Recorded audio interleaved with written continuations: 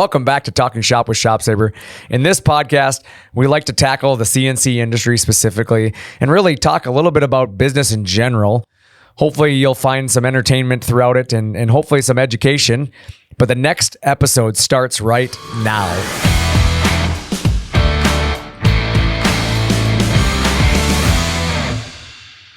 Welcome to another episode of Talking Shop. I am your host, Brandon Bombardo, and I am here with Nick Peters. Brandon, how you doing today? I'm doing well, man. How are you?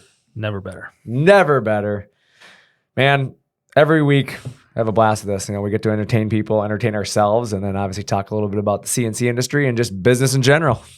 It's always a lot of fun. Yeah. So this week we're going to jump into our current events, and then we got a few questions and comments that we'll answer and address, and then we have our audience question. And then we got our topic this week, which is going to be the difference. I'm looking forward to that. And then we'll jump into the internet is broken, followed up with the motivational quote of the week and our final thoughts. So without further ado, let's kick this thing off. That sound fair? Let's do it. All right. Current events. Let's go. What's new? What do you got going on? My fantasy football teams are mediocre at best right now. Dude, your fantasy football team has the toughest loss of the year, for sure. 0.68 of a point. Like and that's it was, just for the record, everybody, when you think of 0.680 of a point, the difference was his quarterback is Sam Darnold. oh, God. I don't know if anybody's aware of this, but Aaron Rodgers threw an interception at the end of that game. That forced Sam to take the field and take a knee. By taking 2 knees in a row to run the clock out, he had enough negative rushing yards to take a point away from him, which is enough for him to lose this fantasy football game. Not only that, he didn't do anything the whole game. That would have that shouldn't have even mattered, but it did. But it is what it is. I didn't want to get too far ahead of everybody else in the league, so it was just that's fair. I appreciate you giving us a chance. Coached it down to my opponents. I don't know if you know this, but I'm a huge Kareem Hunt fan now. How can you not be? Oh my God, I picked him up. For the record, for everybody, so I know you know why I'm saying this. I picked him up off the waiver wire. He was on no team when I picked him up. Everybody made fun of me. He's not even on a team. Why are you picking him up? I'm like, you just wait. He will be. He'll make a team. And then it ends up being the Chiefs. He ends up putting up 20 points last night, and it's enough to get me to my win. I came from behind and won using Kareem Hunt. Yeah, he kept me alive in my guillotine league. That's means awesome. The lowest scoring team is out for the year, and that would have kind of sucked. But yeah. I made it for another week. That's awesome. Well, we'll see. No, that's cool. So obviously Vikings 5-0, baby. Let's go. Let's go. Let's go. Promise you they won't lose this week either. They're not going to lose this week. They are not. Bye week, baby. It's crazy that the 2 bye week teams though this week are the 5-0 teams. It is. Yeah. Need some rest after crushing everybody for the last 5 weeks. Yeah. What'd you do this weekend? I know you played some t-ball or wiffle ball. We did. We played wiffle ball Saturday night. It actually turned into more kickball because it was so windy and it was tough to play wiffle ball, but it was a ton of fun. Yeah, I saw the Snapchat. You sent me a Snapchat and it was fun. Pretty cool. It looked like Field of Dreams. Put some miles on my new bike. Yeah. That was fun. My favorite was the Snapchat I got from you about how you were learning to control your anger and you were putting together your wife's bike. Oh my God. And then I got another Snapchat 15 minutes later that says, never mind, no, I'm not. And it was only 15 minutes later because I delayed taking it for 5 more minutes while I tried to put the damn thing together. That thing was worse than something from IKEA. Oh, it's so funny. I just love the, never mind, no, I'm never not. Mind. Patience is gone. Oh, that was solid. But yeah, I took my son to Iowa for his 8th birthday. Happy birthday to Ethan. He turned 8 last Friday. And he woke up and said, Dad, we're going racing. And I said, okay, where are we going? And he picked the track that we watched on TV the night before. And I said, well, we've never been there before. Let's go. We drove there and we won the race. You won a sweet trophy. It is a sweet trophy. It's as tall as my kid. Is it still in the living room? Yeah, it's still in the living room. Amy can't move it. It's great. Amy. I picked the most inconvenient spot. My wife doesn't allow like these big trophies in the house. She's like, they should go in the garage. And my wife has taste and I do not. So as any man would do, I put things in the places they don't belong. And so I carried in this giant trophy, which weighs more than my kid. It's as tall as my kid. And I set it in the living room. And she went to move it and she can't move it. That's fantastic. So it's going to sit there until she forces me to move it. I feel your pain. I don't get to leave any Legos in the living room either. It's unreal. They got to be like hidden and put away. Like, yeah, it's the same with the trophies. This stuff's cool, man. Let that's people what see I said. I was like, people need to see that this is a conversational piece. Right. She's like, it's a bunch of beer cans stacked together with a bunch of glue. It's pretty cool, though. It is a pretty sweet trophy. So yeah, it's in the middle of the living room, but we got the win this week. So let's go. Let's go. One thing I do want to switch focus on real quick though is I want to talk about everybody that's affected right now by these storms. I mean, obviously we have a big hurricane right now moving towards Florida. We had a big hurricane that hit just over a week ago.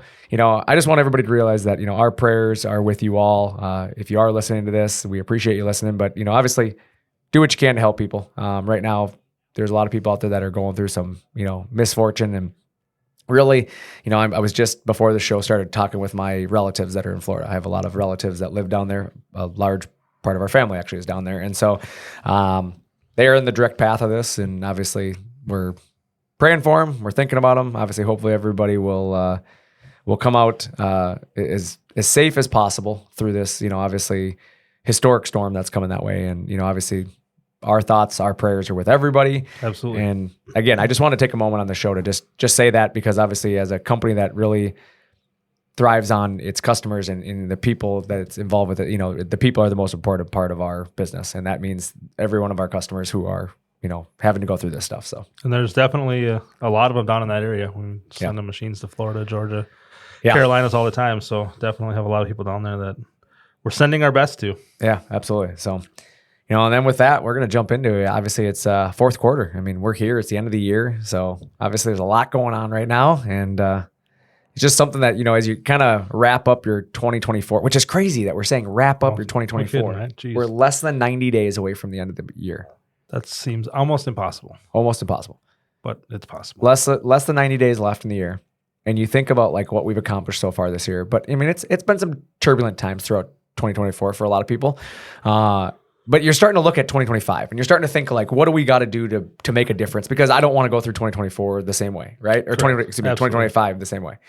So you have to start like really evaluating like, what's going to be the difference this year in my year? What am I going to do differently in 2025 that maybe will make a difference over what I didn't do in 2024 or what I put off in 2024 thinking like I'd be okay to put it off? Yeah, I mean, I think that's the key and things we've talked about many times on this show before is to look back on those things, like you said, and look at the things that you maybe didn't do your best at or things you could have done for your business to help it thrive better in 2024. Start working on those things now so that you can implement them in 2025 and be more successful, because there's always things you can do better. I agree with that 100%. Yeah, I think that's a huge part of it. So, that's something that I definitely want to chat about a little, and we'll jump into the difference in a little bit here. That's part of our episode today is being, a difference. But, yeah, again, I think it's something to think about, in a current event is that we are in Q4. We are at the end, like the end of the year is here. And if you keep saying, I'm going to do it later, like eventually later becomes never. And so you got to start thinking about that stuff. So, really that's what I've got today for the current events. But what I want to jump into is, our customer questions and comments. I always enjoy that segment. So customer questions and comments. So we had talked a little bit last week about the port shutdown. And there was a comment made on one of our reels if you will, about that said in America, not the world, and they're talking about people caring about this and said the world doesn't care. And they're relating to our port strike. But I don't think that's true. I think, yes, there's a large part of the world that really doesn't care, right?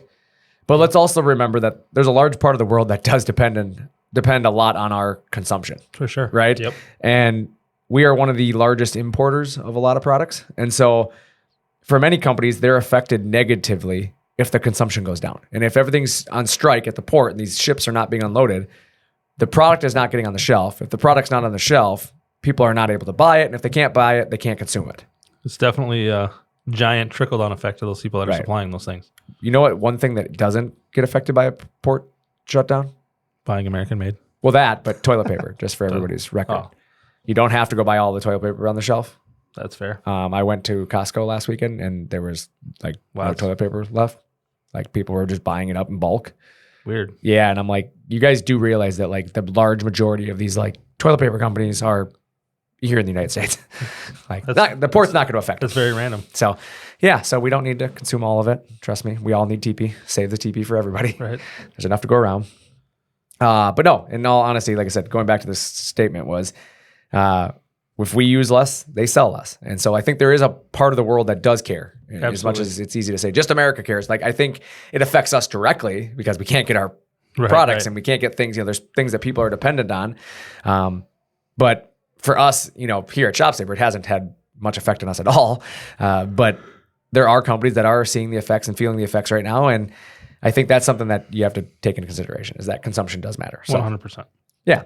And then number 2 was, why did ShopSabre build the ISA machine? Obviously, as everybody's aware, we just released our ISA not too long ago. We've got some exciting videos coming very soon on this. We're really excited to launch some of these. But the question came up, again, why the ISA? What was the thought process behind it? And for us, we wanted to give our customers a solution that will help them grow their business, obviously sticking with us, because we've had the fortunate, we have the fortunate product line where somebody can start at, let's say, a 23, right? Yep. A desktop entry-level machine, get their feet wet prototyping stuff out, and then suddenly, oh, hey, this business might have legs. I'm going to buy another machine. And they buy a bigger machine and they start building it. But suddenly that takes off and they need another machine or a bigger machine and a faster machine. And we've had the ability to move people through our line. But once you get to like the top and you get to that ISA, or the ISM, excuse me, just before the ISA, and you realize, like, I have the fastest machine you guys build, but I physically can't keep up. Right. Where do they go next? And then we were getting a lot of our customers who were like, I have to go buy somebody else's machine because I need some automation that you just don't sell. And so that's where it came for us, is we want to give people the ability, for one, to not have to relearn software. And, obviously it's the support network that we want people to have that comfort that they've had. And so giving people the ability to grow and adapt with us further is a big part of it. There's a large number of our customers that are never going to need that automation. Let's be honest. Like, it's not going to probably be our bread and butter, right? But there are a number of companies that are growing, and they're outgrowing the capabilities of what their current machine's throughput is. And that means they have to run continuously. Right. And if you have to run continuously, that means you either have to have more machines or you have to have more people. And so for them, adding another machine with the ability to load itself and unload itself allows basically the machine to do a lot more with less people still. You're not having to add people. And I think that's the biggest problem that we've heard from business owners, is that I just can't find enough people right now. Right. And so having a machine that can operate self-sufficiently with that one operator, I think is huge. Right. And I think it's more proof that ShopSabre as a company does listen to the customers and things that they say and things that they need. Like you said, it doesn't obviously apply to a large number of the customers, but the ones that do need it, the option is now there. Yeah. And I think I love that you said that too, because I think a lot of people, they say what they feel and what they're thinking, and then they think we should do it right then and there. Right. And the fact that we didn't do it the next week or the next month makes them think we're not listening. But it's sometimes this stuff takes time. Developing a product doesn't happen overnight because we aren't importing it. We're not just calling up, China and saying, hey, we need this machine. We actually are developing a product. And then when we develop a product, we're looking at what's on the market, what's available to you as a consumer, and trying to make sure that if we're going to bring something to market, we're going to be A, competitive, but B, have an advantage. Like, we don't want to bring something that is less than what you can get already. We want to bring something that brings an advantage to you and solves one of the issues that may exist already with the products that are on the market. So I think it kind of, the term, it's a marathon, not a sprint, holds true in that situation, right? Like, Absolutely. take the time to do it right. Take the time to do it and make sure it works properly. And like you said, is up to what our customers expect from us as a company. Right. Agreed. 100% with you on that one. And then, you jump into question 3, which is a drill head necessary to cut cabinets? And I think this stems off of, again, the ISA video that we had released showing the drill head. And I think people were looking at that machine building cabinets and saying, well, wait, do I need a drill head to do that? And the simple answer is no. You don't have to have a drill head to cut cabinets. In fact, there's more customers of ours out there that do not have drill heads than have drill heads and can run a machine very effectively, very efficiently. And in many cases, the machine is still faster than they are. So they're not needing more speed out of the machine or the efficiency of a drill head. But it really comes down to the dependency of what your efficiency in your shop looks like. For one, what is your flow in your shop? How smoothly do things move in and out? But what's your volume? Do you have the volume to sustain it? Because I have a lot of customers that cut 10 to 20 sheets a week. Yep. They probably don't need a drill head, because the reality is the machine's capable of cutting all of what they need in one day, and they have 4 days of the machine sitting idle, right? Yep. So adding speed to that machine doesn't necessarily make sense. Now, that being said, the ability to grow is always there. And so there are a lot of our products where you can add drill heads in the field, do things like that. But, traditionally the ShopSabre drill head feature is available on the IS, the ISM, and the ISA. And those 3 machines are more built for speed. And that's what people have said. Well, why not on the Pro? Well, the Pro already, for the vast majority of people, the Pro doesn't need the drill head because of the speed people are producing at. But if you get to the point where you're like, hey, I need the added speed, the IS is the obvious choice because the IS without the drill head is actually going to be as efficient, if not more efficient, than the Pro with the drill head. Right. So you're better off to save a little bit of money and just go to the next line of machine and then set yourself up for long-term success. Correct. And so as you start to look at, volumes and stuff, an example would be like commercial closets, commercial cabinetry. When you get into that commercial world where like there's just thousands of holes because you have to kind of be set up for anything and everything, then having a drill head might be worth your investment. Or if you're getting into closets, you should have a drill head. I mean, it makes sense in those worlds. But if your bread and butter is doing traditional cabinetry, you're doing residential cabinets, you're probably only putting the shelving holes in that are necessary. You're not just drilling holes to drill holes. You're putting the holes that are there for a purpose. Right. There's going to be very few compared to, like you said, the commercial cabinets and bigger stuff like that. Right. And so adding a drill head at that point just doesn't necessarily make sense.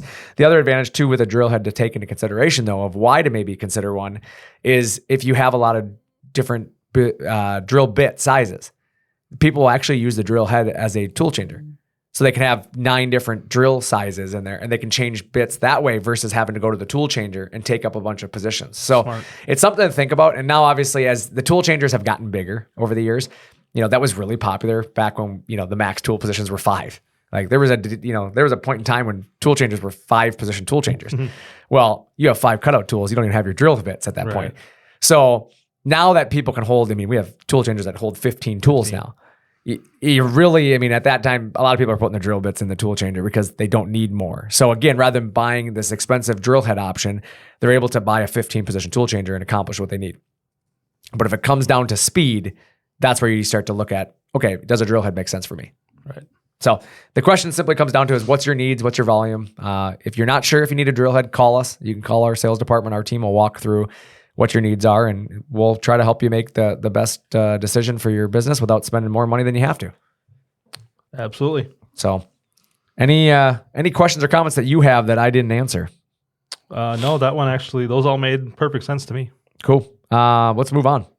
This week's audience question: if you could have unlimited something in life, what would it be and why? So if you could pick something, anything, just one thing, you can have it unlimited in your life. What would it be and why? And you can't choose money. Don't choose money. Yeah, that's a cop-out. Yeah, it's a cop-out. Everybody, it's an easy answer. Oh, I'm going to choose money. No money. If you could have unlimited something in life, what would it be and why? And for the record, just having unlimited money doesn't necessarily mean happiness. So well, right. And that's exactly, I guess we could leave money, but I know that everybody's going to easy pick that one. Right. For me, mine would be unlimited happiness. And the reason I would is because nothing else in the world really matters except for happiness. Like watching my family be happy, watching, everybody, the employees around me be happy, the customers be happy. Like unlimited happiness in the world. Like I know it's a cliche answer, but it's how I feel. Like I would love to see happiness be like the unlimited thing because, I've always been a big person on helping people. I don't like negativity. I don't like people who bring people down. I don't like that, as you guys know from the Internet is Broken segment. I don't like people who troll the internet. Like I just don't like that mentality. Like I'm very much not that person. So for me, happiness. I would choose happiness for everybody. It's one of those things where if everybody could be happy, I'd be a happy guy. I think for me, in light of recent events of the weekend, I would probably tend to say patience, but I'm not going to say that this time. I like that one. Patience. Patience, yeah, but what are you going to choose then? If you're not saying patience, what would you say? I kind of want to say unlimited time. Ooh, that's a good one. Just because, like, the world today, like, you're always wanting more time to do things, whether it be like go racing with your kids or have time with your kids at night. Now we get to the winter time where it's dark at 5 p.m. Even when it's nice out, there's like, it's dark out by 5 o'clock. Like, can I change my answer? Little time to do all those things that we want to do that we don't necessarily make the time for just because there's other things that take priority, right? Agreed. 100% with you. I want to change my answer. I'd like to go back in time and change my answer. No takesy backsies. No takesy backsies. Don't tell me you're not my real dad. That's a good one. Time is actually a good one because especially in business, as you start to think about your business, right? Like you never have enough time to get everything done that you want. So having unlimited time would be great. I think you hit it on its head with like my kids. Going racing, me and my son, Ethan, we went, like I said, racing last Friday. We talked about this briefly, but like we've never done that in our life together. Right. Like we've gone racing, but it's always with him and his brother and my wife, like that's when they go racing with me. But like Ethan my son has never gone with me one-on-one racing like we did last Friday. And it was just like spur of the moment, we're going to do this. Yep. My wife couldn't go because she had to take my oldest to hockey tryouts this last weekend. She was cleaning a spot in the living room for your trophy. Yeah, she had to clean a spot for the trophy. No, she and my son had hockey tryouts. Well, he did, and so she was going to take him. Yep. And so she's like, well, you and Ethan can go. And that was the most fun I have ever had with him because like for once it was like all the attention was on him. Yep, it's just you two. Yeah, and like for him, his brother wasn't like, Ethan, let me do it. Oh, Ethan, let me show you. Like, and Caden's a great big brother. Yep. Nothing to say negative there, but like to see Ethan like thriving in his own environment by himself, it was just so much fun. That's that awesome. yeah, like I would have taken unlimited time with that because it was just so much fun. Yeah, for sure. So I agree with you. Dang it, your answer was so much better than mine. I try.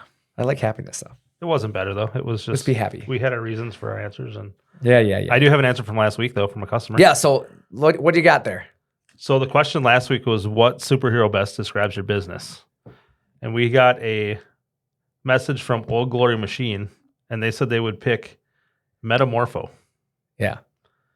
The reason he picked that is because after looking up what hero can change into different people or objects, with now having my ShopSabre IS612, I can be the guy people come to for cabinets and MDF doors, but also can be the custom sign maker and also be able to machine various plastic details for manufacturing companies. Another thing to note, I'm beginning to be known as the guy that won't turn any job or crazy idea down because my machine allows me to do a huge range of things most other guys aren't capable to do or consider doing. Dude, we got that answer last week. He sent that to us. And I instantly, probably overreacted. I screamed out of my office at Nick. I yelled. I was like, Nick, come read this. Yeah, like, I was just so excited by it because it was an awesome answer. Like, I get a lot of answers to these questions every week, and I appreciate it. For the record, I love everybody who sends these answers to us. But that answer, like, resonated with me because I'm like, that's the kind of thing that, like, you think about is that being able to be versatile and change. And it's like, that is the true advantage of owning a ShopSabre machine or having that router machine or plasma machine in your business is because, as he said, like he's becoming the person that people realize won't turn anything down. Right. So they're going to bring him these crazy ideas. And it goes back to the, if you build it, they will come, right? For sure. Like they're not going to bring you these crazy ideas or these things if you don't have the ability to do it. Yep. But once they start to understand that you're accomplishing these things and you're becoming known for it, like the more opportunities will present itself. Yeah, and I think for me it really resonated just because we talk about that so much. Right. We want to do so many different things. Right. But to actually hear from a customer and not hear from just us knowing that, it means so much more to hear them say that, you know, what is provided to them in their business. Get that guy a hat. For sure. We need to send him a hat. That was awesome. No, I appreciate it very much. So yeah, this week's question again, let's just reiterate it one more time. I'd love to hear from you this week. If you could have unlimited something in life, what would it be and why? So moving on, let's get into this week's topic, which is welcome to the difference. Today, we're going to explore a crucial question. It is your business built to change the world or is it chasing a quick profit? And honestly, I want to dive into the factors that make these two approaches so different and why it matters for your long-term success. So, you know, jumping into it, I think, you know, business is for change, right? We talked about changing the world. I think they focus on a long-term impact. They're driven probably by a more clear mission or purpose, right? And you think about like Tesla as an example, right? Yep. Tesla's mission was to not for quick profit, but long-term sustainability, right? That's I think the goal of kind of what Tesla is about is like, you know, being able to produce something off of an electric, you know, grid. And I think they all, you know, no matter how you stand on that, like everybody's got an opinion, but like that was their purpose, right? For sure. Yep. I don't think it was a quick turnaround thing. No. Versus like a business for quick profit, I think prioritizes immediate financial gain and has a short-term focus. You know, it's a fast fashion trend, right? Is that something you really want to build your business as though? And that's the conversation here, as I think for me, no. Like that was our thing as ShopSabre was founded and my dad started this, like he didn't want a quick trend, right? Yep. He wasn't looking for a, you know, get rich quick solution, right? You know, it wasn't meant to be like, oh, let's do this for a year and then we'll never have to work again. Right. Like that's not what ShopSabre is. ShopSabre was a play the long game. build a business that is sustainable, that people can depend on for years to come, that is going to solve a need. And I think that's the difference. And for some people, it does. The get rich fast mentality, like it exists, right? Yep, for sure. I mean, I think there's a lot of, no offense to successful YouTubers out there, but I think there are a lot of people that's the only reason they become an influencer. Right. Is they're looking for that quick get rich fast thing, and then they disappear and they don't care. The 10 minutes of fame thing. Right. Yeah. And I think that's the thing is like there are some of that out there, and but then there's the, the trendy products, things that pop up for a short amount of time. I mean, we've all bought them. We've all bought things that are like super popular for a short amount of time, and then they disappear and you never remember you even bought one. Like things that you wipe on the window of your car that deter water forever, and then I had to go there, didn't you? Well, I don't know. Hasn't showed up yet. First thing that popped into my mind, like a quick, but it's the truth, though. But I had never seen it, and it was something like that you showed me that is going to probably work. Yeah. But I haven't got to test it yet for the record. But yes, you're 100% right. But how many of those are going to, a year and a half from now, is that thing even going to be for sale anymore? I'll probably forget I have it in a year and a half. Right, but I'm saying like the company itself, like, but I know. Are they going to be still selling it, or is it just going to be, who knows? We're going to make 1 million of these things, and once we sell them all for, it's like the ShamWow. $5 profit, we're just going to ride off into the sunset and be gone. Yeah, remember the ShamWow? Yeah. I don't even know if they exist. But if you anymore. call in the next 19 and a half minutes, we'll triple your order for no more charge. Correct. But that's my point. Like some of those things are like just quick, boom, boom, boom, get them on the trends, and then you don't know if they're going to be around. For sure. And what Nick's alluding to is I got suckered into online. I was watching videos. But that honestly wasn't the intention of bringing that up. That was like the first thing that popped in my head. But it's a good point. It's a good point, and I want to talk about it because I found this like windshield washing thing. It was meant like, so obviously I drive a lot because of racing. And the one thing that irritates me the most is when you're pulling a 1-ton with a trailer and all this stuff, like, and not being able to see. Yep. Like the mirrors are all like, in the rain or the, whatnot, they get water spotted. And there was this thing, and I don't know if it works, but I'm going to try it. And it's like a magic eraser basically that goes on. How could it not work? We saw the videos. I saw the videos. How can it not be real? It's on the internet. So they wipe on the windows, and then apparently it's like Rain-X, It's like basically like Rain-X, but it's like in this little device. I don't know. It's probably not going to work, and I'm probably going to hate myself for buying it. But it was what, $8? It was like $9.99. Oh, yeah. So I was like, I'm going to try it. And then I, of course, tried to sucker Nick into buying one because I'm like, hey, Nick, check this out. And then I closed the tab, and I forgot about it till now. Yeah. So, but it's just one of those things. Like, I just think that's the quick profit, right? The trend, that's what that is. And then, I think when you start to think about it, it's, what does your business truly stand for? Let's start there. Like, as you sit here and you're listening to us talk today, ask yourself that simple question. What does your business truly stand for? Are you building something to last, or are you just looking for a quick win? And I honestly want people to answer that. Like, what are you looking for and why? And I don't think there's a right or wrong answer here. I'm not saying that you're wrong for looking for a quick win. But one way to tell the difference between the two is the life expectancy of the product. That's my opinion. Does it wear out, discontinue, or require replacement in 2 to 3 years? And it's likely a quick profit product if in 2 to 3 years it's gone, right? Yep. Does it last? Does it create a need for expansion? Does it create a reward for the investment that people are making, right? So if I'm going to make an investment, am I going to get rewarded for making that investment? And does the product outlast my need for it? I think in those cases, if the answer is yes, then it's probably built for change. True? I would tend to agree with that, yep. Like I think, again, going back to cars as an example, right? Automobiles, they're not usually a get profitable quick thing, right? They're built for sustainability. Yep. The goal is that you're going to drive this car, and then they're going to come out with the next one, and it has the new features, and you know what? I got to upgrade to the new one, so I'm going to sell the old one. I still have a need, but the vehicle that I have is still fitting that need, but now my want has outgrown what my vehicle can do. It lasted you long enough to get to the next one that you want. Correct. And I think it's a stepping stone, right? Yep. So I think that's the difference there. And, and I think something to think about here is, like employee culture is one, right? A mission-driven company, they have typically an engaging or a loyal team, right? The team believes in the bigger picture where they're going. I feel like that fits ShopSabre very well. Like very low 100%. Turnover, very committed people that believe in what they're doing day in and day out, right? Yep. And to me, I don't know. I feel like that's almost the most important thing to have in your business. Culture? Yes. Yeah, I agree. 100%. I agree. I guess for me, I would never want to work in it. I've worked at jobs, when I was younger, that I hated going to. I hated the culture. I hated the people. Well, and especially if you have employees that are engaging with your customers on a daily basis. Right. Like you want to obviously have those employees that want to be here and actually legitimately care about the people they're talking to, right? Right. Because if somebody doesn't care about being at their job or doesn't care about what the customer thinks about them, they're not going to interact properly. I think with them. just the whole experience goes downhill, 100%. and that goes back to those quick profit companies. We've all bought something from a company and then tried to contact their customer service, and it was just horrendous. Oh yeah, and I think that is like typically where you're going to see the high turnover, disengaged employees. People who are only there for their immediate tasks. And they really don't care about the timeline. They don't care about getting back to you. There's no urgency. There's no involvement. And really, those are the type of products where you're like, they're really just building for profit. They're not building for my success, because if they were worried about my success, then for one, they'd be engaged with me. They'd want to resolve my problems. They'd want to answer. Like I bought a set of cameras recently. I was going to change out my alarm system on my house. So I decided I'm going to build my own alarm. So I bought all these cameras. I did all this research, bought all this stuff, right? And then I started getting it going in my house, and I realized, what am I doing? Like, the alarm system I have is actually really like decent. So I'm just going to leave it the way it is. And I upgraded some cameras and did some things for my alarm system. But then I was like, I'm going to return these other cameras that I did. And then suddenly, like, this company wouldn't get back to me. They were like, oh, send me a picture of every box, of every camera with everything. And like, they literally were making it super inconvenient.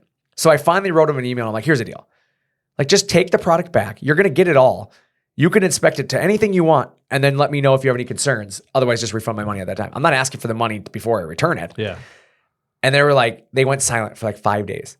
And I kept emailing them, and they just weren't responding to me. There's no phone number to call them at. And so I finally just called my credit card company. And I'm like, here's the deal. I'm trying to like be reasonable. I'm trying to give them their product back, get my money back, but they're not working with me. So they're like, oh, we'll just refund your money. So the credit card company refunds my money. And then a day later, they call me, oh, hey, yeah, just send those products back to us. We'll get you taken care of, blah, blah, blah. Yeah, well, now that you don't have the money, now you want to, and it's just like, right, yeah. And my thing is, I'm betting some people just, if they just ignore them, just forget it. I'm just not going to return them. Yeah, for sure. We've all done that too. Yeah. And it's like, your time's worth it. And I'm like, to me to send an email every day, I'm just going to send it, Now, if I had unlimited time in my life, right, I could sit there and bother them all day. Correct. But that's my point, is it's just one of those things where, that's the difference between like a mission driven company where like the customer service is there. They want to take care of you. And a quick profit company is like, man, we got their money. We don't really care. Yep. Like, so I think that's it. And then the other thing that kind of relates to the customer relationship, right? I mean, the mission-driven company, as we've talked about, making a change, they're really big on their customer loyalty. Typically, it's important to you through an emotional connection or trust. Mm-hmm. And again, I think it kind of fits who ShopSabre is, right? We care about our reputation. We've built a reputation that we're proud of, and we want to connect with our customers. And then your quick profit companies are typically a transactional relationship, right? It only matters when you're spending money. Yep. Minimal long-term customer care or satisfaction, and really, there's no loyalty, right? The long-term loyalty is not there. You're just the cheapest product you can buy, you're going to buy. And then when that one wears out, you go buy the next cheapest one. For sure. So I think that's there. And, and when you start to look at your business, which one do you fall in the category of is going to ultimately determine that success story long-term, right? I think localized manufacturing typically is purpose-driven, right? It does create a brand loyalty. It does create it withstands, I guess, the tests of time, right? Mm-hmm. Is the best way to put that. And I think that's a lot of our customers who we're talking to. They're local manufacturers. They have that loyalty to their customer, their product. They're trying to improve their quality. And I think that, you start to look at some of the other products out there that probably our competitors or our customers consider competitors is the import products, right? Mm-hmm. The products that are, they rapidly grow early on because of price, or that, they're flashy. They do something that's just like, oh yeah, I have to have that. But they fall off because it's the smoke and mirrors game, right? It's all smoke and mirrors followed by instability due to short-term focus and quality concerns, right? I mean, it is the import products. A lot of your import products are typically these, if you will, short-term get-rich products, right? Mm-hmm. That's the reason why they're import a lot of times is because they're there for profit. So, as you start to look at like some of the things that are related to your business, and like actionable items, if you will, right? Is you have to define a mission that aligns with your core values. Like you have to develop that first.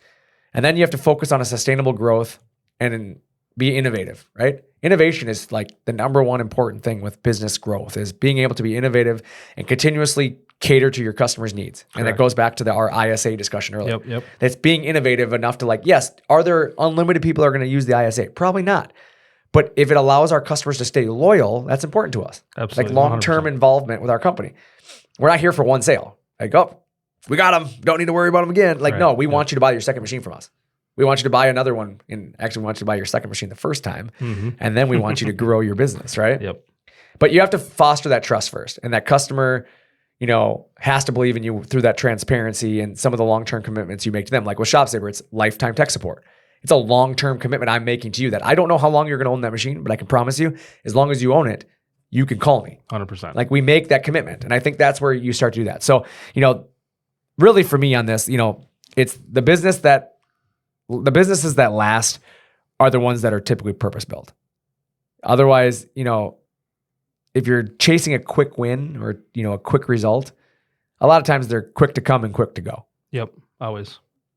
So I guess for your business, are you thinking long-term or are you chasing a quick win?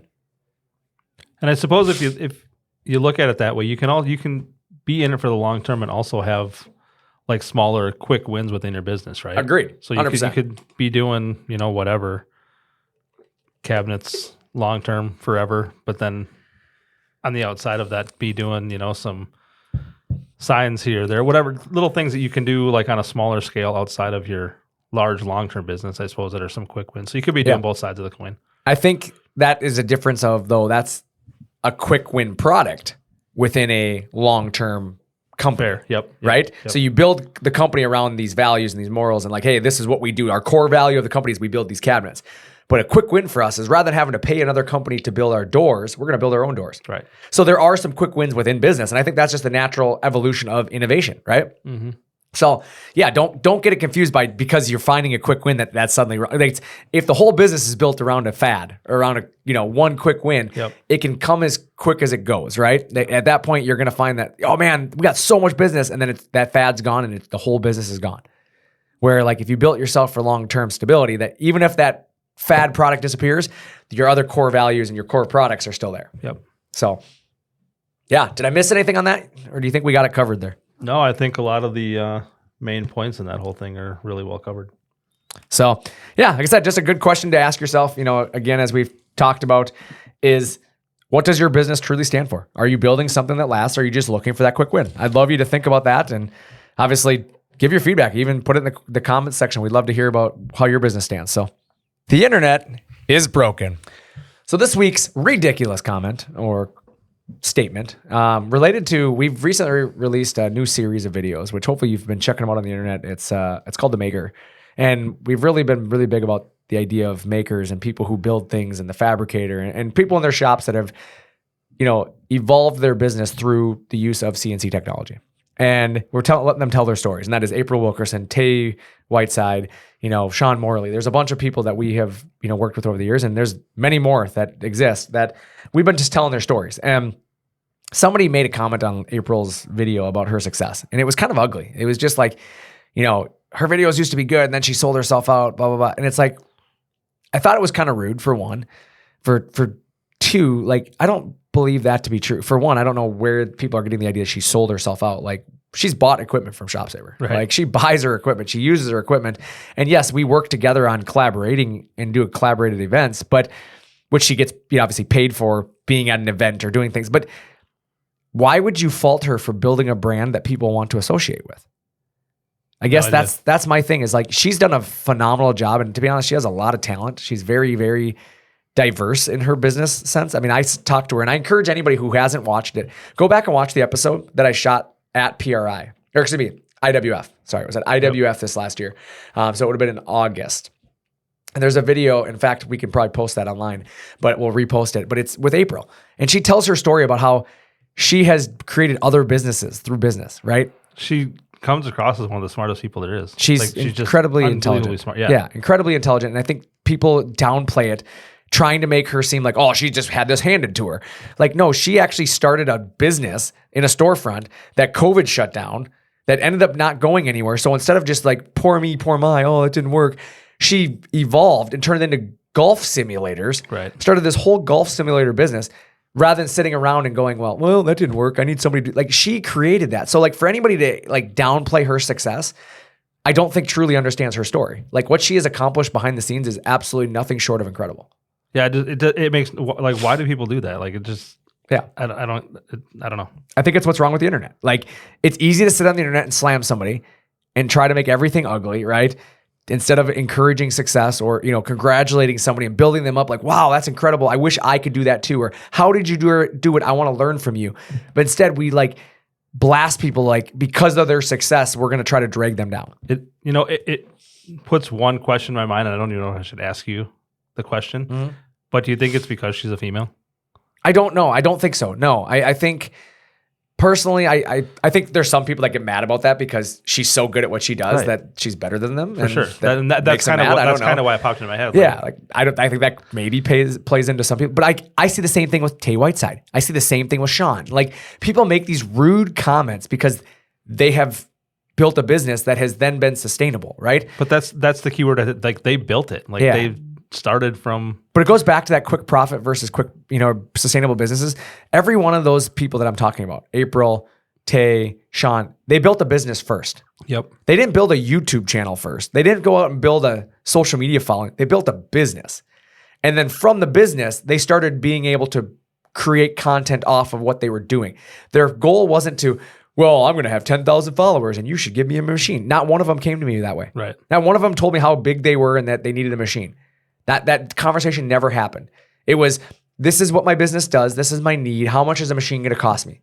And we start talking about machines and we go in through and they buy a machine. And then once we see like, oh my God, they're creating content.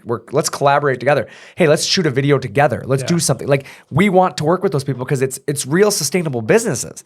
I'm not looking for YouTube, celebrities, right? Yep. If I wanted that, I could honestly just probably put an ad out there and start looking for people who wanted to be a YouTube person. Right. But I mean, especially in today's world, my kid, that's what he wants to be. I'm going to be a YouTuber, Dad. My kid said the same thing. And I'm no, you're not.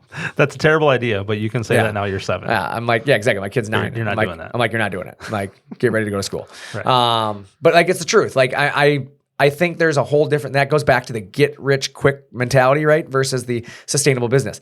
There's both great ways to build businesses. And I don't fault there's many YouTubers out there who you know what? If I could have done it, I probably would have too. Like there's a lot of money to be made in it. Good for you for doing it. Correct. But don't drag somebody else down because they did it and you didn't. Right. Like, for sure. Just encourage them. Hey, you know what? If it worked for you, good for you. Like it didn't work for me. It's not going to work for me. I'm not that guy, right? Yep. So it's okay to be okay with somebody else being better at something than you and just learn what you can from them. Right. So try to work your way to be as successful as them based on how they've done it. Right. Follow their lead. Right. And my thing is I'm just going to continue to try to build people up.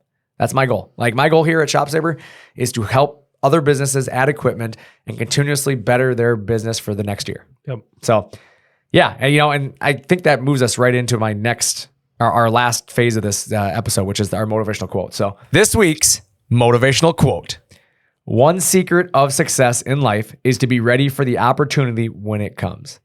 And I think that's the truth right there. Like that, I read that quote and I apologize, I don't know the author. It's an unknown author, but one secret of success in life is to be ready for opportunity when it comes. I think so many people are not ready to capture the opportunities that they're presented with. They're not prepared. Yep. And I think that as a business owner, you have to hear that, like, and resonate with you. If you're not prepared for the growth of the future because you're so worried about today, then you're probably not going to grow as fast as your competitors or people who are preparing. And I think what that means is there's a lot of companies out there right now who are so worried that, oh, we had a slower year this year, so I'm not going to buy the machine that I know I'm going to use next year. I'm going to build cabinets next year. Yep. I'm going to build signs next year. I'm going to fabricate brackets next year. I'll just do it by hand. Yep. Like, why not start to automate now so you are prepared for when that big job is, going to come across your desk because somebody drops the ball, or when the business eventually things pick back up, right? In fact, we're already starting to see it. I'll be honest. The last 90 days has been absolutely crazy. So we're starting to see business pick up. And maybe you haven't seen it in your area immediately, but I'll promise it catches up to everybody. And I think it goes back to what you said on previous episodes. Unless you plan on shutting down your business, right, there's no reason not to do it. And that's my thing, is like the automation side of things or making the investments. And again, it goes back, I'm talking about CNC because that's who we are, but I don't care what you're thinking about. Like, think about your business and what you're doing this year versus what you want to be doing next year. What are you doing today to prepare for 2025? So when that opportunity walks in the door, you can simply say, yes. Going back to last week's question, right? The superhero and that customer saying, like, he's becoming the guy that people are coming to. Yep. Like, he prepared for that by having the equipment. Without that equipment, he probably isn't going to be able to achieve what he's doing. Nope, he would have been the no guy when they came with the ideas. Like I walk in, the guy says no every time. Yep. Like I'm probably not going to go to his shop anymore because every time I walk there, he says no. They hear it 1 or 2 times and they're like, okay, well, we'll move on to the next guy. I'm a one and done guy.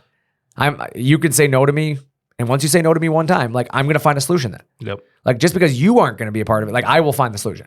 And I'm just that guy. Like if my business is not important enough, if you tell me no, I'll find somebody who wants to say yes. Correct. And that's kind of my mentality with business. That's kind of my mentality with my racing. I'll be honest, like it's the way I do things with racing. Like I have a lot of respect for a lot of people I race with, a lot of vendors that I've worked with, but I've changed vendors over the years based on attitude. Yep. And it doesn't mean you're a bad person, but if you kind of don't have the time for me or my race program, well, that's fine. It means you're busy enough. Good for you. I will find somebody who has the time to give the attention to, because truthfully, I don't care about the other programs. I care about my program. Yep. So if you don't have the time for my program, I'm going to find somebody who does have the time for my program. And so it's that same mentality with your business. You have to find the time who's going to focus on you? Is it your employees? Is it you? Yeah. Is your competitor going to give a crap about your business? No. So you have to be the one going out and stealing the business from them, and they don't care if you're hurting. They're going to go buy the equipment they need to make sure you're hurting next year too. For sure. Yep. And like you should be thinking the same way. Like, what do I have to do to steal that business or be able to take that business? Because if you're not doing it, your competitors are doing it. And eventually they're going to take the business from you. Sometimes it's not even going to stealing business. It's just keeping your own and not losing it. Yeah, because they're trying to steal your business. For sure. That's the mentality. I'm not saying go out, like be cutthroat, but be cutthroat enough to protect your own business. Absolutely. And that means you have to be willing to build, new products. You need to be willing to, purchase new technology so that way you can offer the, product or the service or whatever your customer is going to be looking for in the near future. Yep. So you got to think about it. You got to stay loyal to your business, and you got to find a way that, like I said, the secret to success in life is being ready for opportunity when it presents itself. And you have to find a way to do that. Take it and run with it. Yep. So what's your final thoughts on the day? The weather's beautiful outside. It is a nice day. Get outside and enjoy it. It's going to be 80 tomorrow. 80. But then in October. By next week, the highs are going to be in the mid-50s. So I know. We'll be ice fishing in no time. Nope. Just kidding. I don't do that anyway, so it's fine. My final thought is prepare for next year. It's time to start now. If you wait till next year, you've already started too late. Let's start getting the fourth quarter underway here. Like I said, we've been busy. It's been picking up, but I anticipated it's only going to get busier. Obviously, if you are in the path of these storms, again, our thoughts are with you. Absolutely. Obviously, do what you can to help people out right now. Obviously, there's plenty of things in the world right now that are troubling people, and don't be another reason for somebody to have troubles. Find a way to help people, be kind, help each other out, just continue to evolve as a society. Right. It takes no effort to be nice to somebody, make somebody's day brighter. As I tell my kid. And don't let one black cloud in your day cloud the whole day. I like that. Yeah, let it float on by and be done with it. There it is. You got to let it move on, because I was just going to say, as I tell my kid, if you can choose to be anything in the world, choose to be kind. Right. That's the one thing you can 100%. choose 100% of the time. So yeah, don't let negativity get inside. Just keep enjoying your day. Go kick butt in your business. Go find a way to do something nice for somebody. And as always, we appreciate each and every one of you listeners listening to the two of us talk, sometimes ramble, sometimes just tell jokes about things that probably aren't even that funny sometimes. But nevertheless, we appreciate you tuning in and listening to us talk about business, talking about shop. With that, I'm Brandon. And I'm Nick. Thanks for talking shop with ShopSabre.